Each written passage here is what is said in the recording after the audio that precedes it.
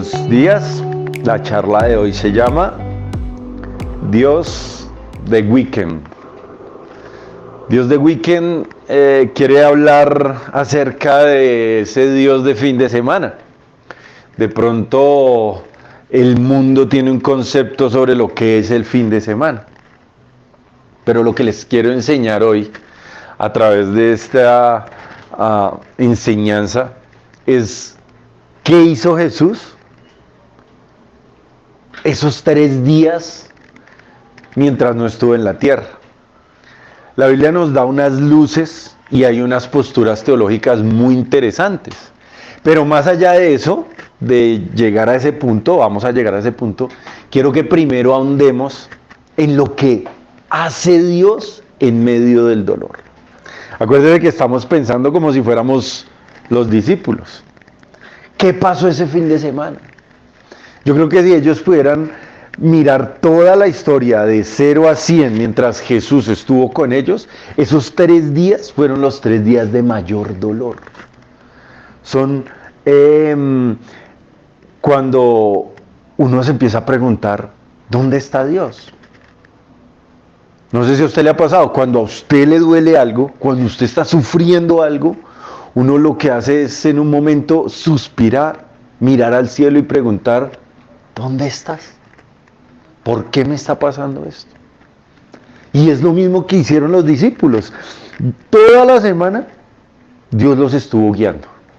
El lunes, el martes, el miércoles, el jueves. Eso nos habla de un proceso en el cual Dios había metido a los discípulos.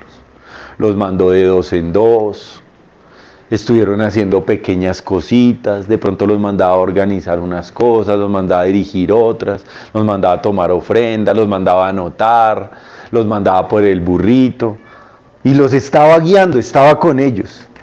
Pero llega el momento donde el proceso va a concluir y ese momento donde el proceso va a concluir es marcado por el dolor. Es cuando aparece el dolor, o sea, cuando empieza el dolor, es como que yo pudiera decirlo, en esa regla del 80-20, es como que falta el 20%. Llegó el 20% más importante. En el fútbol hay un dicho que lo tienen muy en cuenta en el fútbol europeo, los argentinos, los uruguayos y los brasileños. Y el concepto es el siguiente, los últimos 15 minutos del partido es donde se define el partido. ¿Sí? Usted puede venir jugando todo el partido bien, pero los últimos 15 minutos puede perder el partido o lo puede ganar. Todo es de aguante. ¿Cómo será que a los jugadores les dicen, usted todo el partido tiene que jugarlo al 70% de su capacidad, de su potencial? Pero en los últimos 15 minutos usted tiene que dejar la vida. Tiene que guardar ese 30% para que en el último momento del partido dé todo. Porque es el momento donde todo empieza a doler. Donde todo empieza a doler. Y cuando todo empieza a doler es donde usted tiene que sacar de verdad todo lo que fue entrenado. Todo para lo cual fue preparado. Entonces, eso no es ajeno al mundo espiritual. En el mundo espiritual, cuando empieza a doler, es cuando empezó el weekend. Usted ya estuvo conmigo en el Dios de viernes, en ese Dios de traición, en ese Dios de luto, en el momento de luto donde Dios está, y en ese Dios que hablamos hace 8 días, cuando está el domingo de resurrección. Pero yo le vengo a hablar de lo que pasa en el mundo espiritual, cuando usted está atravesando por el dolor. No sé si alguna vez se haya preguntado eso, o sea, espiritualmente, ¿dónde está Dios cuando a mí me duele?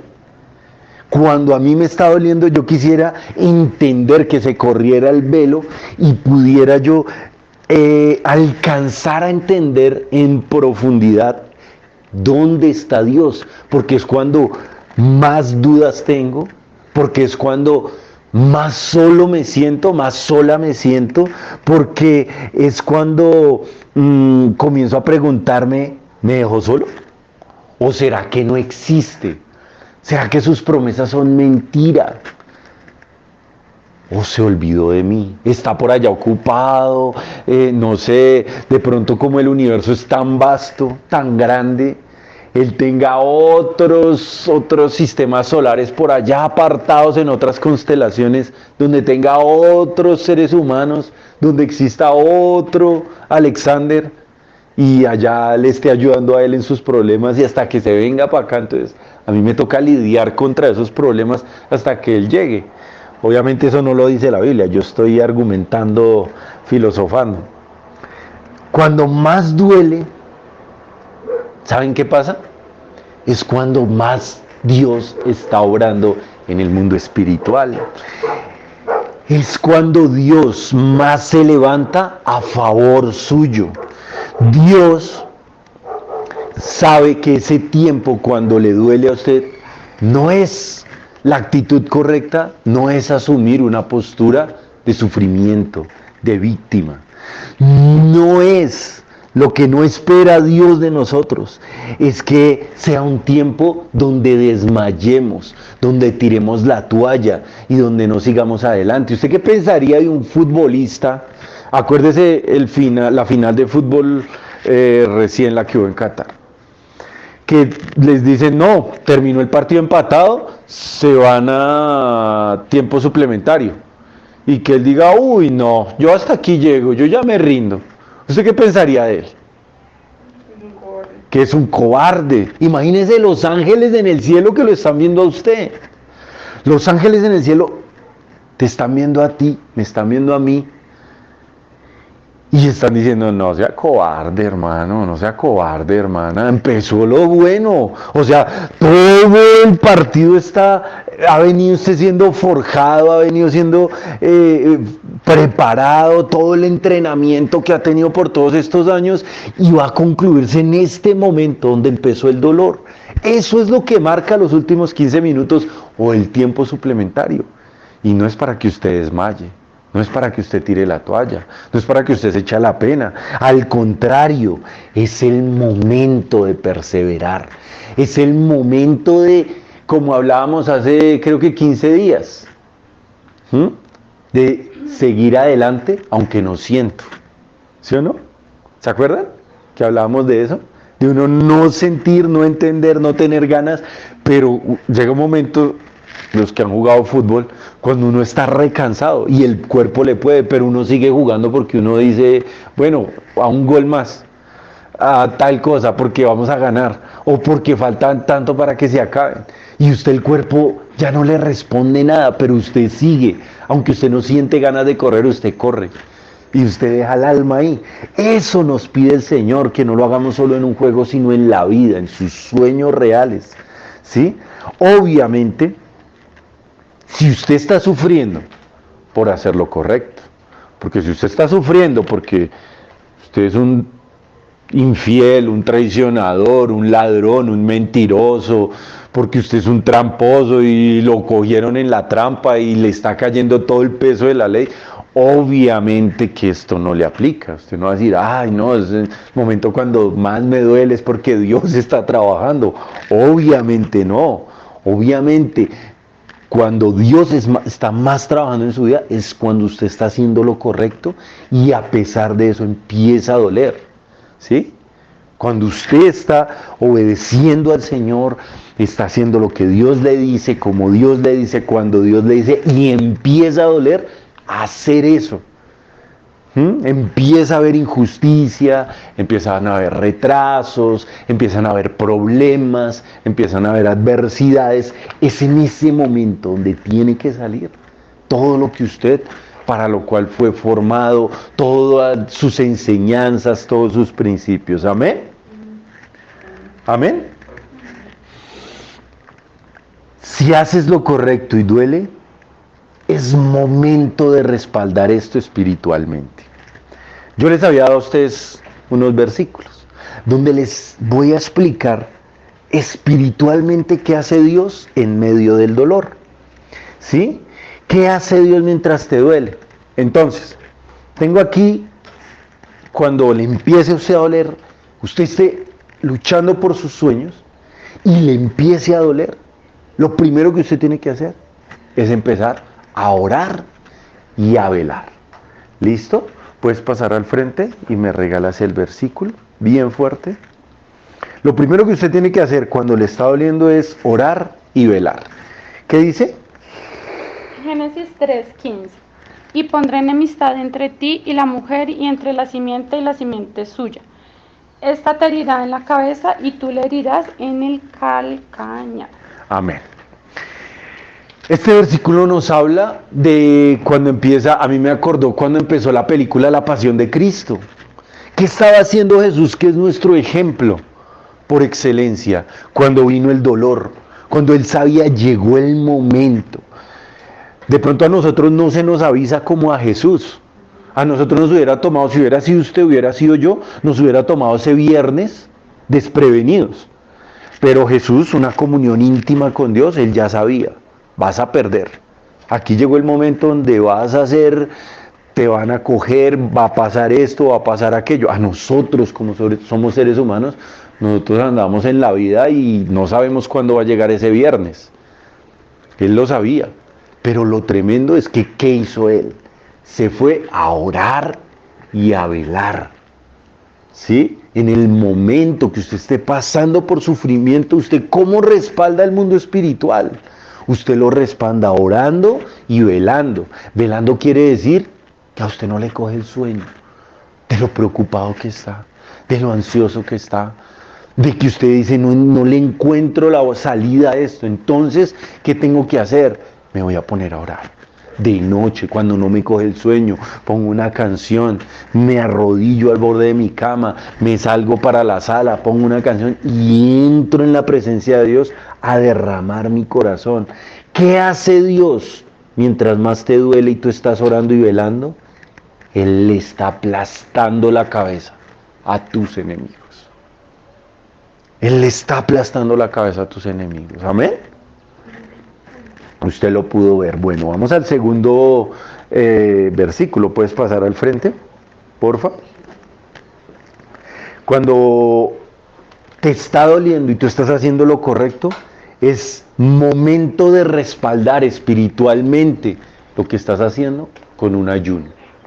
Obviamente me imagino tú tienes una promesa, tú estás creyendo, tú le estás haciendo, entonces tú te puedes meter en un ayuno. A ver, ¿cómo dice el versículo? Entonces me dijo... ¿Qué versículo es? Daniel 10, 12 al 13. Ok. Entonces me dijo, Daniel, no temas, porque desde el primer día que dispusiste tu corazón a entender y a humillarte en la presencia de Dios, fueron oídas tus palabras, y a causa de tus palabras yo he venido. Mas el príncipe del reino de Persia se opuso durante 21 días, pero he aquí Miguel, uno de los principales príncipes, vino para ayudarme y quedé allí con los reyes de Persia. Amén. ¿Qué hizo Daniel? Daniel entendió, es un momento donde yo tengo que respaldar esto con un ayuno. Y él entró en un tiempo de ayuno. Yo he hablado con gente que me dice, no puedo ayunar. Entonces yo le digo, usted puede entregarle cosas a Dios. Usted puede decir, voy a ayunar de reels, voy a ayunar de redes sociales, voy a ayunar de azúcar, de deleites. En este caso nosotros, a partir de cuando yo les di la primera charla, creo que sí, hace 2 charlas, les dije, producto de lo que está sucediendo en Israel, entiendo que Dios nos llama a tener un tiempo de ayuno, de abstenernos de delicias.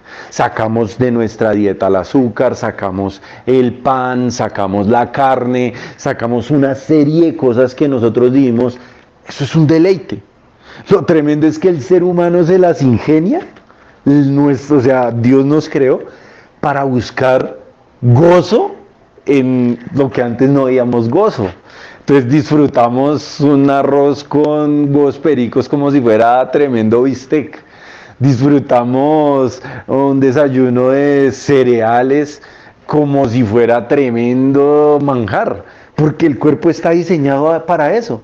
Entre tú más lo restringas, él siempre va a estar buscando algo para deleitarse en eso. Eso me acuerda de una película que nosotros vimos, un libro que leímos que se llamaba el propósito del hombre, donde sale un judío escribiendo cómo él le daba gracias a Dios todos los días, porque él estaba en el gueto de Auschwitz, y él le daba gracias a Dios porque se levantaba.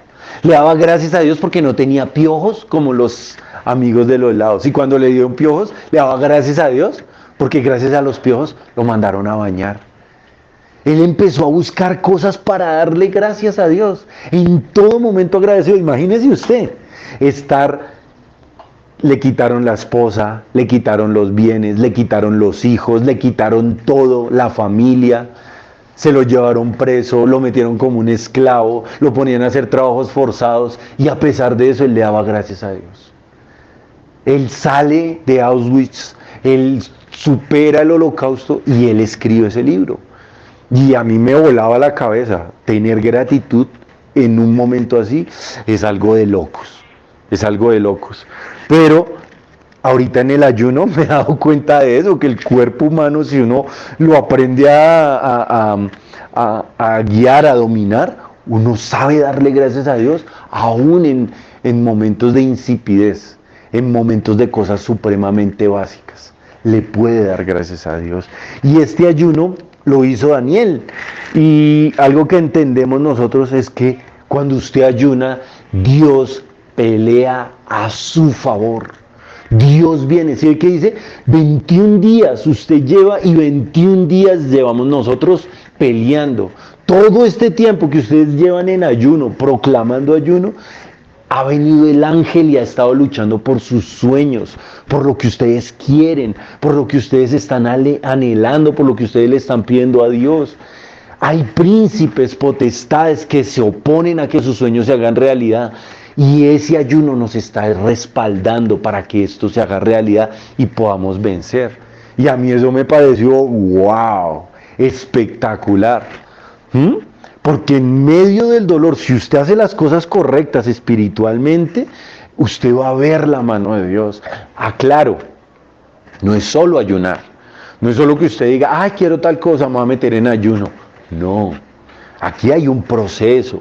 Aquí ha habido un lunes, ha habido un martes, ha habido un miércoles, ha habido un jueves. Hay una promesa. Antes de que empezara todo había una promesa.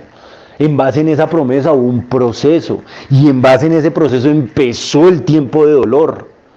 Y cuando empezó el tiempo de dolor, Él está respaldando el ayuno. Y entonces vienen los ángeles a luchar por esa promesa que Dios le había hecho.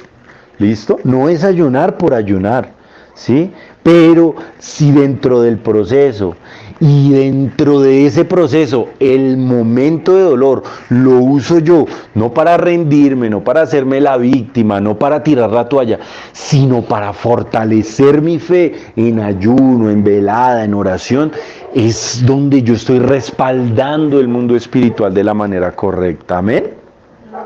Listo. Tercero, lo tercero que usted puede hacer cuando usted está pasando por un momento de dolor es adorar a Dios. Mire lo que dice esta palabra. Léenos el capítulo. Segunda de Crónicas 20, 21 al 23. Después de consultar con el pueblo, el rey nombró cantores que caminaron delante del ejército cantando al Señor y alabándolo por su santo esplendor.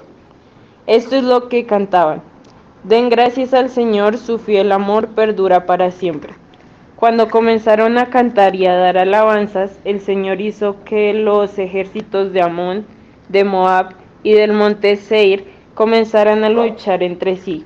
Los ejércitos de Moab y de Amón se volvieron contra sus aliados del monte Seir y mataron a todos y a cada uno de ellos.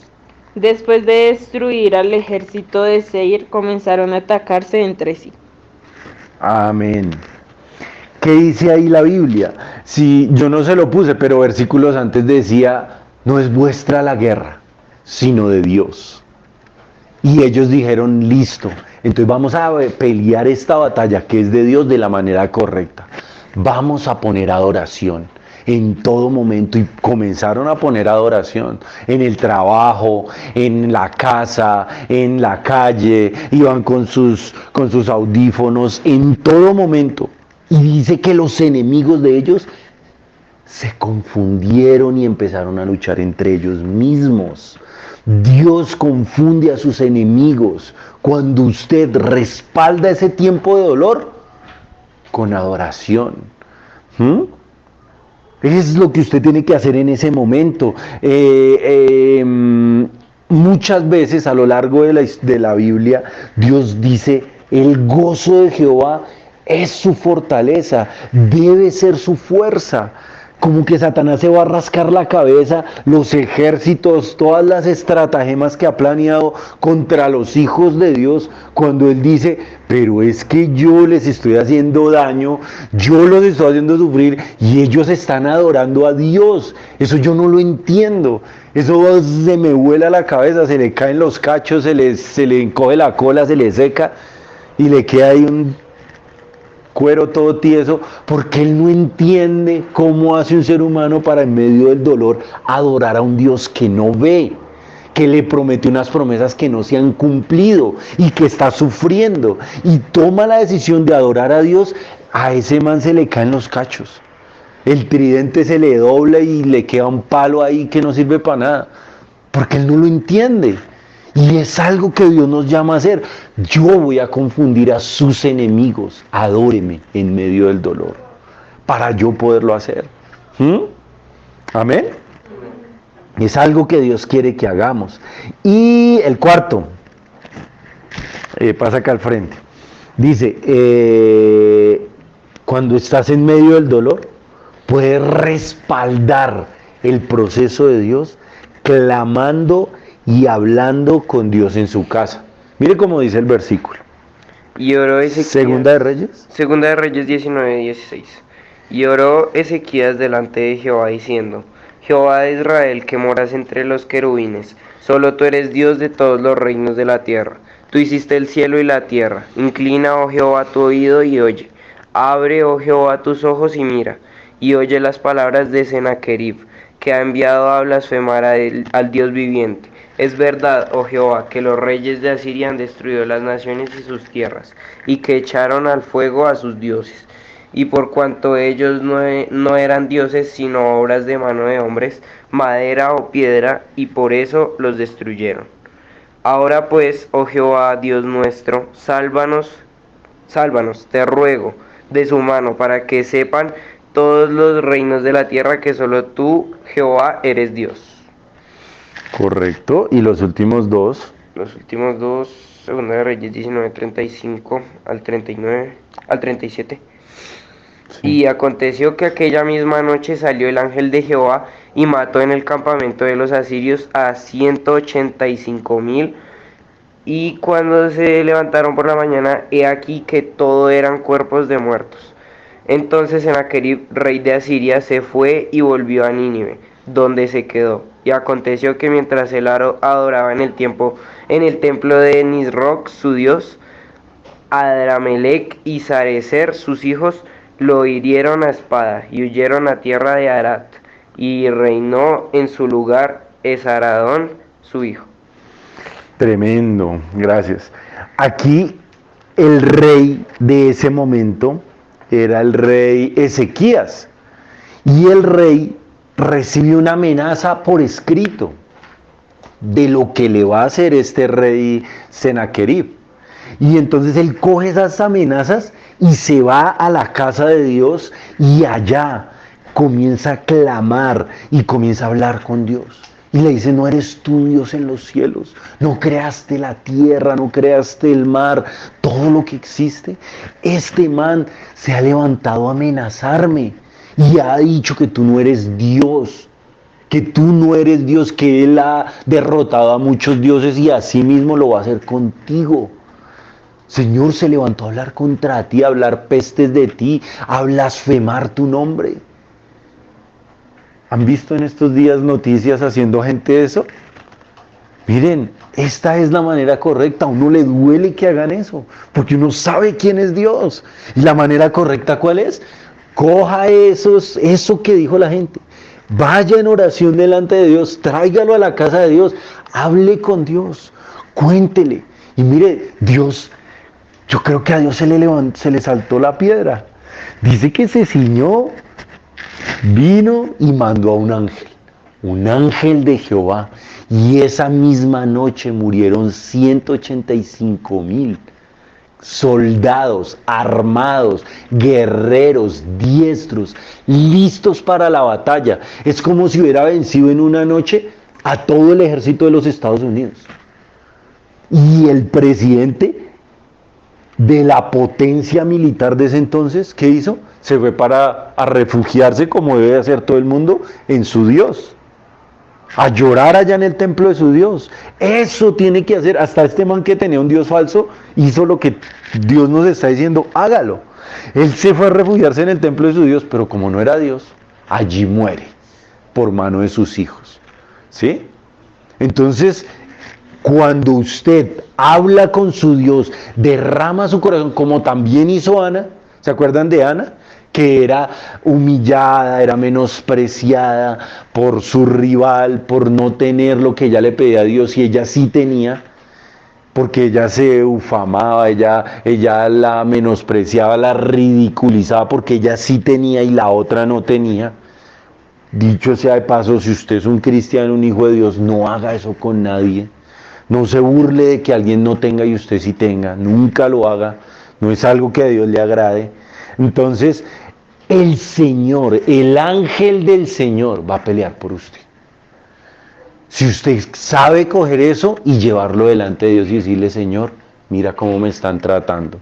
Lo hizo Ana, lo hizo este rey Ezequías. Cualquiera lo puede hacer usted, lo puede hacer yo. Puede venir delante de Dios y decirle, mire lo que me están haciendo. Mire lo que está pasando. Luego usted no es Dios, luego usted no me prometió esto. Señor, ¿en qué quedamos? Yo te he creído. Y Dios se va a levantar, va a mandar a su ángel. En el Antiguo Testamento dicen una gran parte, casi un 95% de estudiosos de la Biblia dicen que cuando dice el ángel del Señor, están hablando de Jesús. Que Jesús se levantó a pelear por su pueblo porque se levantaron a decirle cosas que no debían al pueblo de Dios. Eso lo hace el Señor.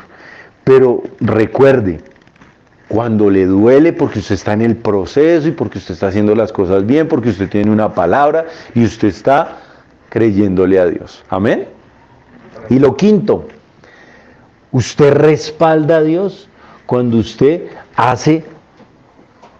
permanece firme. ¿Listo? Usted respalda el mundo espiritual, respalda a Dios, respalda todo lo que está haciendo, cuando en medio del dolor usted permanece firme. Léenos el... Daniel 3, del 17 al 22. Si se nos arroja al horno en llamas, el Dios al que servimos puede librarnos del horno y de las manos de su majestad. Pero incluso si no lo hace, queremos que sepa su majestad que no serviremos a sus dioses, ni adoraremos la estatua que usted ha erigido. Ante la respuesta de Sadrach, Mesach y Abed-Nego, Nabucodonosor se puso muy furioso y cambió su actitud hacia ellos. Mandó entonces que se calentara el horno 7 veces más de lo normal y que algunos de los soldados más fuertes de su ejército ataran a los 3 jóvenes y los arrojaran al horno en llamas. Fue así como los arrojaron al horno con sus mantos, sandalias, turbantes y todo, es decir, tal como estaban vestidos. Tan apremiante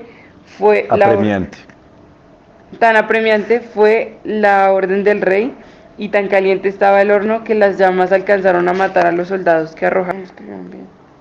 En este momento Nabucodonosor se puso de pie y preguntó sorprendido a sus consejeros: ¿acaso no eran 3 los hombres que atamos y arrojamos al fuego? Así es, su majestad, respondieron. Correcto. Ahí fue cuando vieron a Jesús con ellos en medio del fuego. Y el 29, ¿qué dice? Por tanto, yo decreto que se descuartice a cualquiera que hable en contra del Dios de Sadrach, Mesach y Abed-Nego, y que su casa sea reducida a cenizas, sin importar la nación a que pertenezca o la lengua que hable. No hay otro Dios que pueda salvar de esta manera. Amén. Amén. Cuando usted permanece firme en medio del dolor, en medio de que Dios le hizo unas promesas y usted está sufriendo y usted dice, no voy a renunciar a mis convicciones, no voy a renunciar a mis principios, lo que Dios me dijo, lo que yo aprendí de Él, lo voy a seguir haciendo, voy a seguir diezmando, voy a seguir yendo a la iglesia, voy a seguir ayunando, voy a seguir haciendo mi devocional, voy a seguir manteniendo mi santidad, mis principios. En medio de eso, ¿dónde está Dios? Según lo que acabamos de leer, justo al lado tuyo, junto a ti. Junto a ti. Resultó que Jesús, Nabucodonosor dice, venga, ¿y no eran 3 a los que echamos? Porque veo 4. El cuarto es semejante al Hijo de los dioses. ¿Y quién era? Era Jesús. Era Jesús el que estaba ahí con ellos. Entonces imagínese, justo cuando a usted más le duele y usted permanece haciendo lo correcto, Jesús viene y está con usted. El fuego no lo va a quemar, el agua no lo va a ahogar, las deudas, la escasez, la violencia, que se subió la economía, se subió el dólar, la inflación, perdone, se me había ido el término, no va a hallar cabida en usted, no va a poder hacer lo que, para lo cual fue creado ese mal. El fuego fue creado para arder, pero la llama no ardió en ellos, porque Jesús estaba con ellos. El mal no va a poder obrar en su vida, porque Jesús va a estar con usted. Amén. Amén. En medio de la gente, estos hombres deciden confesar a Dios. A mí me parece, si usted sí pudiera ir a ese momento de la historia, ellos están en la élite social. Ellos no estaban en un barrio, ellos estaban en palacio, y en el palacio más esplendoroso del mundo en ese momento. Lo más pupi, ellos estaban en ese lugar. Y ellos se boletearon, ellos hicieron el ridículo. Ellos dijeron, no nos vamos a humillar ante esa estatua y haga lo que quiera, porque eso es algo que a Dios no le agrada. Y a mí eso me vuela la cabeza. Yo digo, tremendo esa convicción de estos hombres. Si usted estuviera en esa misma condición, ¿usted lo haría de esa manera? O por pasar el ridículo, la pena, la vergüenza, usted diría, bueno, venga, me tomo una. Bueno, venga, bailamos una. Bueno, venga tal cosa, para que no vayan a decir que yo tal cosa. Pero Señor, tú sabes que yo te amo. ¿Qué haría usted? ¿Qué haría usted? Estas personas, por el contrario, permanecieron en su convicción. Y a cambio de eso, Jesús vino, estuvo con ellos. Yo no le leí una parte a propósito porque me gustaría que usted la leyera, pero dice que Dios los levantó y los puso en un lugar donde ellos no pensaron que iban a llegar. Así. Salen del fuego, ellos los huelen, dicen tremendo, quedaron vivos y son puestos en un nivel de autoridad superior. ¿Por qué? Por guardar sus principios y permanecer en medio del dolor. He ahí el secreto. Hay muchos cristianos que están pasando por ese momento de presión social, por ese momento de dolor, por ese momento donde son como puestos a prueba, y ¿qué terminan haciendo? Bueno, yo me río de la grosería, bueno, yo me tomo una, bueno, yo bailo una, y ahí pierden el propósito con el que Dios los estaba llevando a ese momento. Perdieron su fin de semana de dolor. Ahora aguántese a otro fin de semana de dolor, a otro proceso. Por eso hay muchas semanas. Y en la otra semana usted también va a ser probado. Va a llegar otra vez a ese momento otra vez. Venga a ver si ya tiene lo necesario. Lo voy a llevar. Yo me acuerdo infinidad de veces de estar así en ese momento de presión y decir, no, no tomo. Eso no le agrada a Dios y no me va a tomar nada. Se lo he hecho por la cabeza, no me lo voy a tomar. Ha sido con familiares y no lo voy a hacer y no lo voy a hacer y no lo hago. Donde me dicen, venga, una nomás, venga, una miradita, un besito, una invitación. Y eso es como si ellos lo hubieran negado acá. Ellos dijeron, ni una, ni una. Y por eso ese fin de semana Jesús estuvo con ellos y el lunes por la mañana ellos eran las 3 personas más importantes en ese lugar, en esa nación, en ese reino. No había nadie más importante que ellos aparte del rey. Imagínense, por permanecer en sus convicciones. Los discípulos, en medio de la gente, ese weekend, ese fin de semana, son señalados, son menospreciados, son ridiculizados, son tenidos en poco, son el hazmerreír, son avergonzados. Lo impresionante es que cuando Jesús resucita, dice que se aparece y ellos están ahí. Él se aparece en medio de ellos y ellos están reunidos, haciendo lo que debían hacer. Y el único que no estaba reunido, ¿quién era? El que había ahorcado sus sueños. El que había cercenado el propósito de Dios de raíz. Digo, esto no es para mí, yo no entiendo esto. Dicho sea de paso, en 8 días vamos a tener una charla, si Dios nos permite, que se llama El Evangelio según San Judas. Ellos en medio de eso, en medio de lo que están viviendo, deciden perseverar. Y como decidieron perseverar y mantener sus principios, Jesús viene y está justo junto a ellos, justo en medio de ellos. Si usted está perseverando y hoy está aquí, aquí está Jesús con nosotros, justo en medio de nosotros, porque usted ha decidido perseverar. Créame, usted podría haberlo negado. Usted podría haberle dicho al mundo, bueno, una y ya, todo bien. Una miradita incorrecta, un amiguito incorrecto en una conversación, por DM, por una vista incorrecta a un canal de YouTube. Algo usted dice, una y ya, no más. Y ahí está usted quebrantando, tirándose ese weekend, ese proceso, eso, Dios allá en el mundo espiritual, metiéndola toda, trabajando por usted, derrotando a sus enemigos, luchando contra sus adversarios, mandando ángeles que hagan que sus enemigos sean confundidos, aplastándole la cabeza a Satanás. Y usted aquí, bueno, listo, hágale. Mire, la embarra, se tira el proceso de Dios. Se tira el proceso de Dios y Dios no puede llevarlo a donde quería llevarlo. Dios necesitó que estos 3 hombres pasaran por el dolor para llevarlos, catapultarlos a donde Él quería que estuvieran. Pero si ellos no hubieran hecho lo que tenían que hacer, grave, grave, grave. Amén. Ahora sí, Colosenses 2, 13 al 16, mire lo que dice.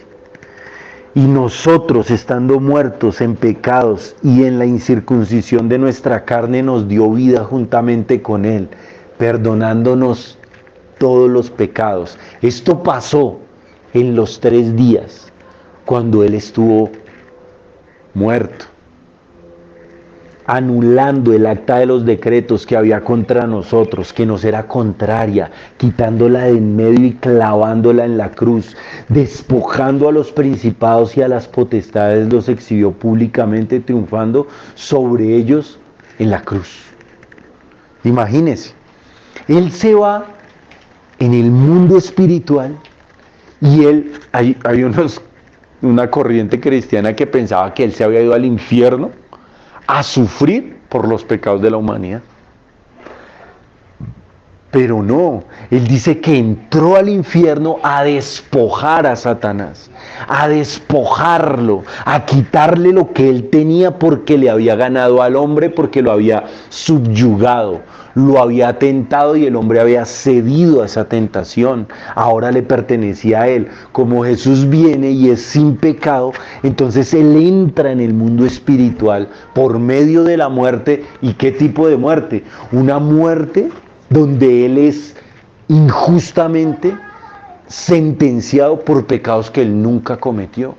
Ahí él gana la autoridad, porque él es sin pecado.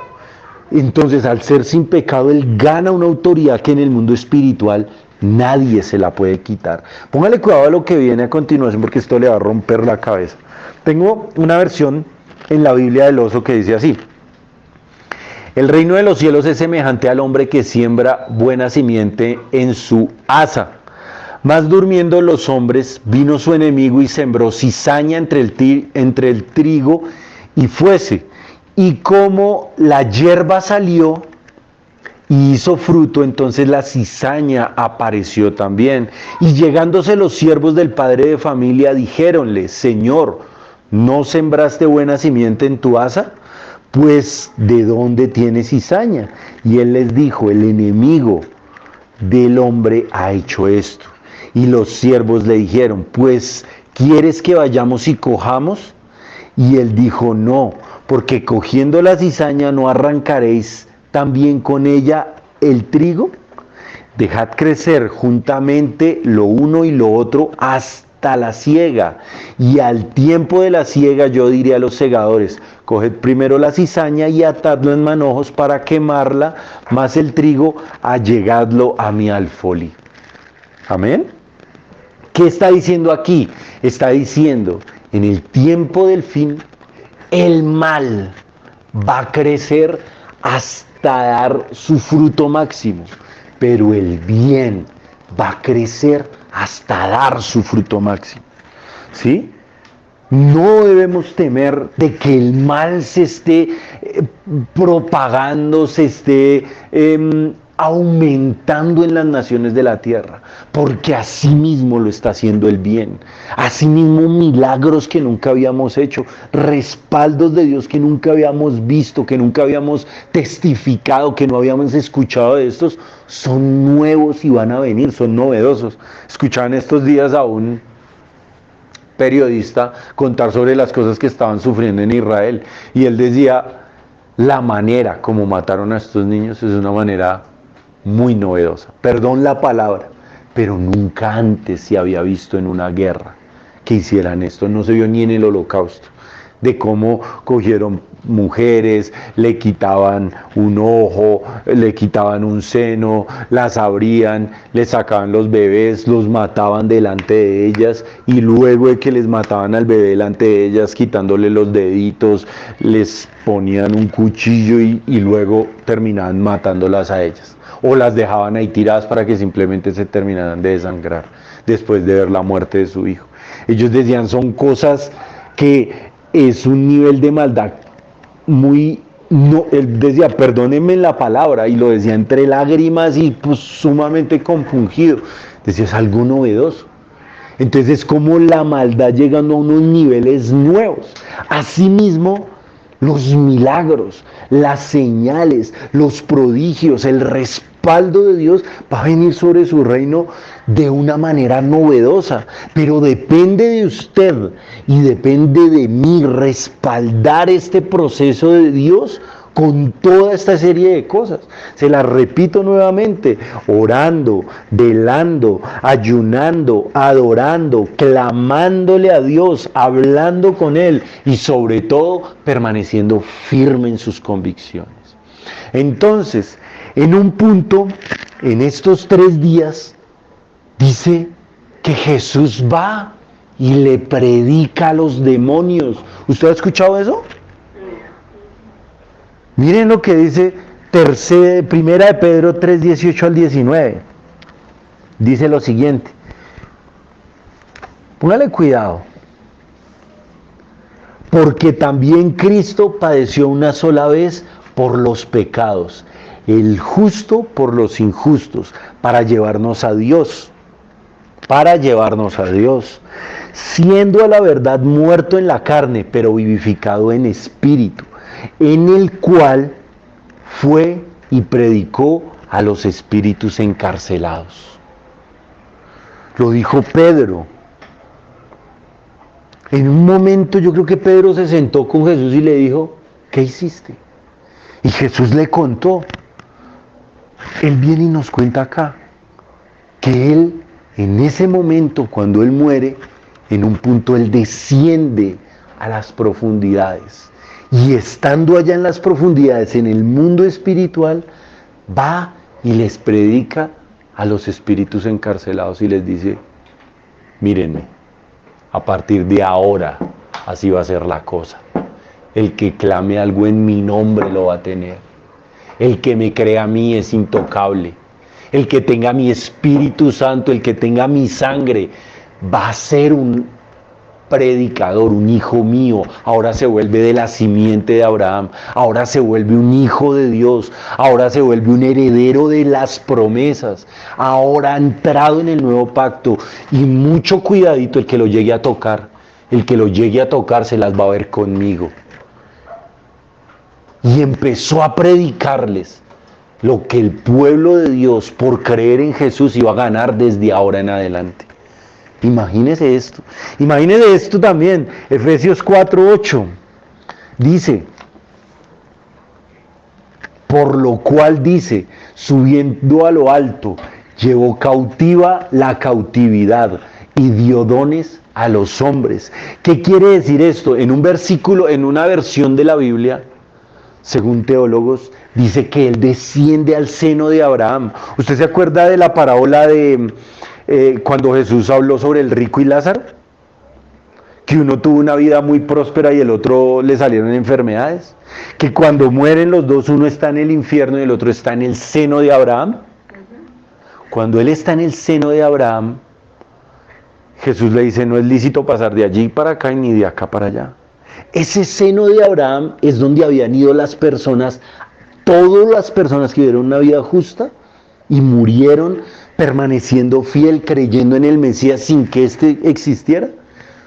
Y Jesús desciende a ese lugar, coge a la cautividad y libera a estos hombres, libera a Abraham, libera a David, libera a Josué, libera a Moisés, libera a todos los que por toda la historia creyeron en él, a Lázaro, a Ana, a Ruth, a todos, a Esther, a todo ese combo así repoderoso que están ahí, a Noé, a Jacob, a Isaac, a todos los libera, a los patriarcas, y les dicen, nos vamos de acá, yo soy el Mesías, ya vine, ya cumplí mis promesas. La promesa que se hizo en Génesis 1, en Génesis 3:15, ya le aplasté la cabeza a Satanás. Nos vamos de acá. Y se los lleva para el cielo. ¿Sí? Miren ahora lo que dice Apocalipsis 1:18. Ese lo tengo por acá, ese sí no lo tenía preparado. Pero esto es pura teología dura y pura. No temas, yo soy el primero y el último, le dice a Juan, cuando se le aparece en Patmos y él está en su momento de mayor sufrimiento. Está encarcelado en una isla. Y el que vivo y estuve muerto, mas he aquí que vivo por los siglos de los siglos. Amén. Y tengo las llaves de la muerte y del Hades. No son las llaves del infierno, porque las llaves del infierno dice la Biblia que Dios va a venir y las va a abrir y va a echar allá a Satanás, va a echar a todos los que murieron viviendo una vida injusta, una vida ofendiendo a Dios, una vida decididamente mala, porque no fue que ellos decidieron ser malos y eran malos y afirmativamente fueron malos. Este tipo de personas van a ir al infierno, van a ser arrojados allá, pero las llaves del Hades, allá donde descendió Jesús, él mismo dice cuando se aparece a Juan en el Apocalipsis, yo tengo esas llaves, Yo tengo esas llaves. Entonces imagínense lo que Jesús hizo en un punto entre su muerte y su resurrección. Muerte y su resurrección. Entre su muerte y su resurrección. ¿Él qué hizo? Él muere, va al infierno, desciende y les explica a los demonios cómo va a ser de ahora en adelante el mundo espiritual. A todos vuelve y les dice, mire, no se le olvide, un momentico, yo estoy acá. Vuelve y pone a Satanás en su puesto. Vuelve y organiza todo. Y el que cree en mí, y el que aplique la sangre de Jesús, y el que guarde una vida de testimonio, ahora ellos le han vencido. Ellos le han vencido a ustedes por medio de la palabra y de la sangre del Cordero de Dios y por tener una vida de testimonio. Apocalipsis 12, ¿se acuerdan? El primero viene y habla de esto y después va y, primero va y lo hace y le dice a los demonios cómo va a ser el mundo espiritual de ahora en adelante. Y luego viene a Juan y le dice a Juan, escribe esto, escríbelo en un rollo para que todas las naciones, pueblos, tribus, lenguas lo vean y cambien su vida. Imagínense lo poderoso que yo le estoy contando acá y lo poderoso que hizo Jesús. El FBI tenía a un empleado que alguien vino y le predicó de Dios. Este empleado dice, ¿será que el cielo y el infierno es verdad? Y toma la decisión de hacer un estudio que estaba averiguando y llevaba más de 12 años haciéndolo. Cuando él supera los 1000 testimonios, crea el libro, El debate entre el cielo y el infierno. Y tiene más de 1000 testimonios tomados de personas diferentes, de diferentes edades, de diferentes etnias, de diferentes credos. Y en los 1000 testimonios no hay uno solo de personas que hayan librado una batalla, que hayan estado un momento entre la vida y la muerte y hayan vuelto, porque estuvieron luchando. Ese es eso se llama en la ecuación, es como el factor que no se mueve, el factor inmovible, ¿sí? Ahorita se me va el término, pero ese factor, el común denominador de todos los testimonios, el común denominador, todos los 1000 estuvieron entre la vida y la muerte y volvieron. Y él los sentó como si les estuviera tomando una prueba de un asesinato, de un robo, tal cual. Les preguntó, ¿qué vio? ¿Qué sintió? ¿Qué pensó? ¿Qué le pasó? Y él dice, los 1000. Él esperó a llegar a los 1000 para escribir el libro. Pero dijo, los 1000, sin duda alguna, todos hablaron de que hay un cielo y hay un infierno. No importaba la etnia, no importaba la edad, no importaba la cultura, el idioma, la nacionalidad, porque son de muchas nacionalidades. En Estados Unidos ustedes saben que hay gente de todos los países, de todos los continentes, y todos, sin duda alguna, decían, existe un cielo y existe un infierno. Todos, absolutamente todos. Y entendieron que volvían a la vida porque Dios les había concedido una segunda oportunidad. Muy bien. Entonces, yo quiero que usted conmigo vaya a orar. Vamos a pedirle a Dios que nos ayude a tener estos principios en medio del dolor. Porque estos principios en medio del dolor son los que nos van a llevar a nuestra mejor vida. Amén. Nadie va a llegar a tener las promesas de Dios si en medio del dolor no practica estos principios.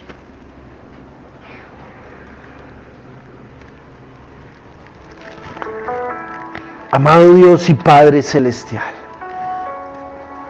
te damos gracias, Señor, por este día. Padre, gracias por tu palabra. Hoy estamos delante de ti y entendemos, Señor, que cuando en medio del dolor, si tenemos una promesa tuya, estamos obedeciéndote y aparecen las injusticias, aparece el dolor, aparece la adversidad, decidimos, Señor, perseverar, decidimos seguir adelante. Tú, Dios del cielo, haces algo totalmente nuevo. Por eso hoy, Señor, te pedimos perdón por esos fines de semana donde hemos optado por victimizarnos, por tirar la toalla, por renunciar a nuestros sueños, por renunciar a nuestras convicciones, por renunciar a nuestros principios, por ir y contarle nuestros problemas a otra persona que no seas tú, lejos de tu casa, Señor. Perdónanos cuando no vamos a refugiarnos, Señor, en tu casa. Como incluso hoy entendimos que hacían gentes que no te conocían a ti, que no sabían quién era el Dios vivo. Sin embargo, en medio de sus dolores, de sus aflicciones, iban y se refugiaban en aquello que creían que era Dios. Señor, ayúdanos a ser así. Ayúdanos a irnos a refugiar siempre en ti. Perdónanos cuando en medio del dolor lo último que hacemos es orar, es velar, es ayunar, es adorarte, Señor. Al contrario, nos quejamos. Lo último que hacemos es ir a tu casa, Señor. Y lo primero que hacemos es dejar de permanecer en nuestras convicciones, sino que renunciamos a ellas, a nuestra integridad. Perdónanos, Dios del cielo. Perdónanos. Hoy entendemos que estamos en una semana de propósito. Que, Padre, tenemos que asumir este tiempo, este desafío, este tiempo extra, estos últimos 15 minutos, orando y velando, ayunando, Señor, adorándote a ti.